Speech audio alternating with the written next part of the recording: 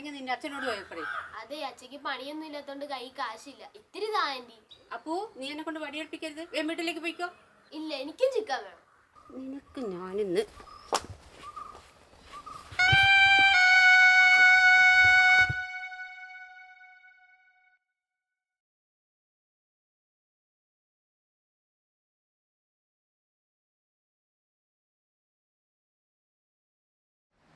ഞാൻ നാളെ പൊങ്ങെടുത്ത് ഇറങ്ങാൻ പോണേണ്. നീ വന്നോണ്ടാ? നീ അങ്ങോട്ട് ചെന്നുകൂടെ? ഒരു അറിയിപ്പുണ്ടാകണ ഒരു കടലിൽ പോകരുത് പറഞ്ഞേക്കുമല്ലേ എന്ന് പറഞ്ഞാ ഒക്കുക. 10 പൈസ ഇല്ല കയ്യിൽ. ചെറുക്കൻ ഉണക്കമീനും ചോറും തിന്ന് മടുത്തെന്ന്. ചിക്കൻ വേണോന്ന്. അത് പറഞ്ഞപ്പോഴാ അവരുടെ രാവിലെ ഒരു മുഴുത്ത കുഴനെ കൊണ്ട് പോണ കണ്ടായിരുന്നു. നാടനാ. അവൻ ആ കുഞ്ഞപ്പൻ മേച്ചരുടെ കൂടെ പണിക്ക് പോകണ്ടെന്നാണ് തോന്നണത്. സിമെന്റ് അലയ്ക്ക് അലർജിയാണല്ല. അല്ല ഞാനും പോയേനെ. എന്നാ പറ്റി മകാന്? എന്താ കരയണത് നീ?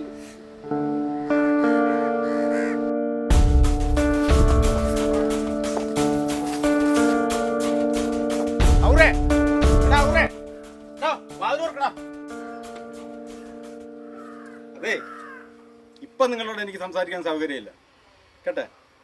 പോയിട്ട് പിന്നെ കേട്ടാ.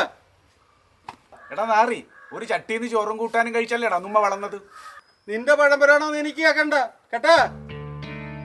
ഞാൻ പറയൂടാ, പുറം പണിക്ക് പോയി നീ കൊറേ കാശുണ്ടാക്കിയപ്പേ തുറയും തുറക്കാരെയൊക്കെ നീ മറന്ന്. കടലമ്മ കാണണുണ്ട്. േടാ, എന്റെ കയ്യിൽ കാശുണ്ട്. അതിന് നിനക്കെന്താ? ഇന്ന് ചിലക്ക ചെക്കനെ വിളിച്ചോണ്ട് വീട്ടിൽ പോടാ.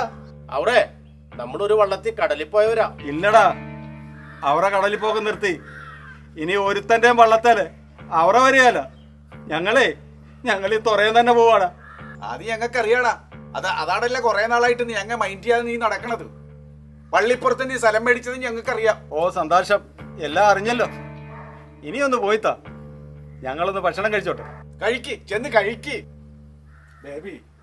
എന്റെ മകൻ ഇത്തിരി ചിക്കൻ കറി ചോദിച്ചപ്പോ നീ വടിയെടുത്തല്ലേ? അമ്മയില്ലാത്ത മകനാണ്. ഇവിടെ കിടന്നാ വളർന്നത്. നീയാ വളർത്തിയത്. കാശ് വന്നപ്പോ നീയും മാറി.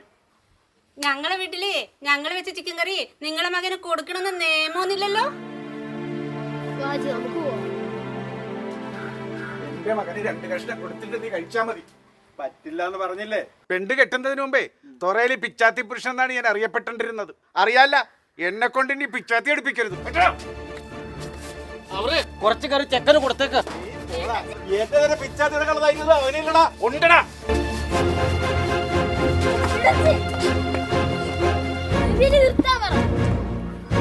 വിട്ടുകൊടുക്കടാ. ഈ നാറി എന്നെ ചെയ്തെന്ന് കാണട്ടോ. തുങ്കലിന്നൊരു പുണ്യഭൂമി തീർത്ഥാടകക്കൊരു. അച്ഛൻ പെട്ടെന്ന് ഇടപെട്ട് നിങ്ങളെ കൊല നടക്കുവാണോ? ജോസഫെ, നീ അറ്റവും മുറിയില്ലാതെ പറഞ്ഞ ഞാൻ എങ്ങനെ മനസ്സിലാക്കാനാണ്? അവരെയും പുരുഷനും തമ്മിൽ പൊരിഞ്ഞടി നടക്കണോ? അച്ഛൻ വേഗം വാ. എന്നാ നിങ്ങൾ അങ്ങോട്ട് ചെല്ലി, ഞാൻ ദേ വരാം. കർത്താവേ, പടി വാളി. ഇവന്മാരെന്നാ ഭാവിച്ചാ തുടങ്ങുന്നത് കർത്താവേ.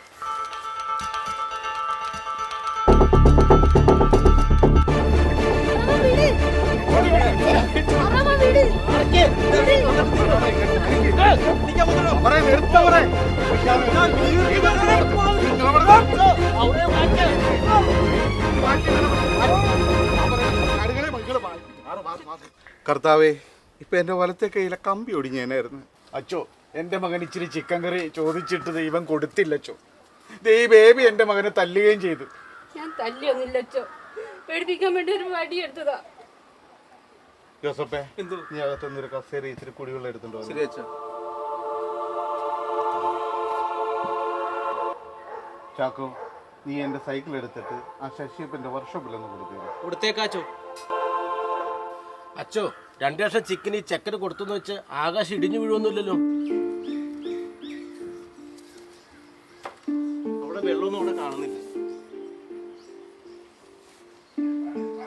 അധിക നേരം നിൽക്കരുമെന്നാണ് രാഘവൻ ഡോക്ടർ പറഞ്ഞിരിക്കുന്നത്. അവരെ നിന്നെ ഇപ്പൊ പള്ളിയിലേക്കൊന്നും കാണുന്നില്ലല്ലോ. കാശുകാരനായപ്പോ അവൻ കർത്താവിനെയൊക്കെ മറന്നച്ചോ. നീ ഒന്ന് അടങ്ങാൻ്റെപ്പ, അവൻ പറയാനുള്ളത് പറയട്ടെ. ഞങ്ങൾ രണ്ടുപേരും നാളെ അങ്ങ് എത്തുവച്ചു. നിന്നെ പോലെ തന്നെ നിന്റെ അയൽക്കാരനെ സ്നേഹിക്കണമെന്നല്ലേ കർത്താവ് പറഞ്ഞത്? വല്ലപ്പോഴൊക്കെ പുള്ളിക്കാരനെ ഒന്നൊന്ന് കാണുക.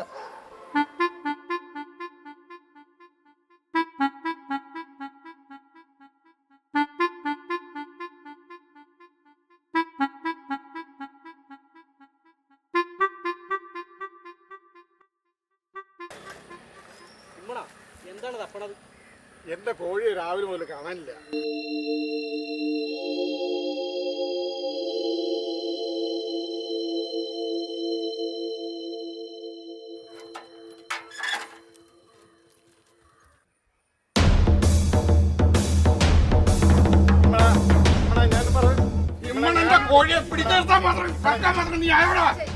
ഞാനിവിടെ ഇരിക്കുന്ന കാണുന്നില്ലേ? ഇവിടെ ഇങ്ങ് മാറ.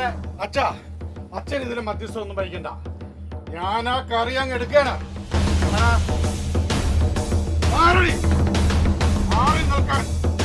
നിങ്ങളാണെന്നും ഞാൻ ഓർക്കില്ല. വാടാ മകനെ, കട്ട മുതല് നമ്മക്ക് വേണ്ട. നിനക്ക് കടയിൽ നിന്ന് ഞാനൊരു ബിരിയാണി മേടിച്ചു തരാം. ആൻ്റെപ്പാ വാടാ. മോനെ അപ്പു,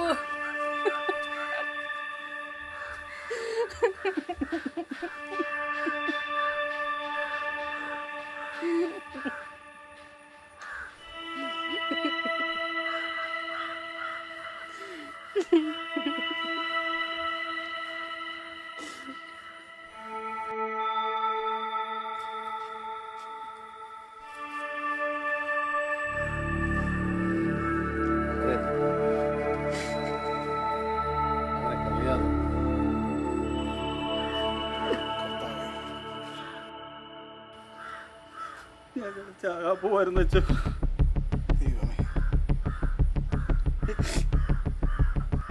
ആ കരയിൽ വിഷമം അത് ഞങ്ങളുടെ അപ്പുമോന് കൊടുക്കുമോ?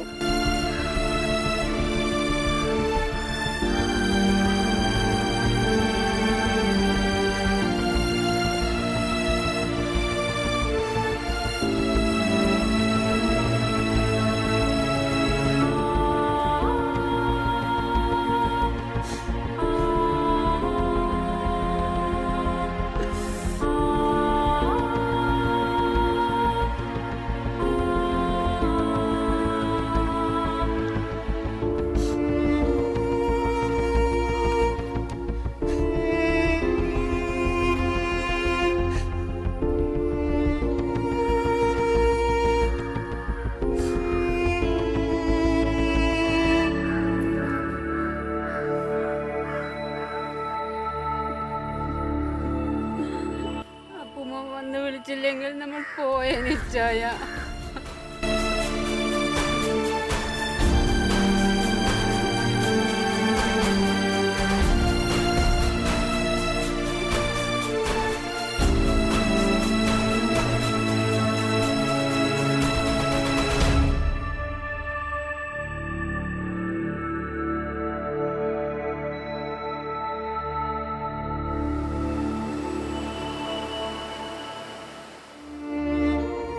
കഴുത്തിന് മുട്ടക്കടവ.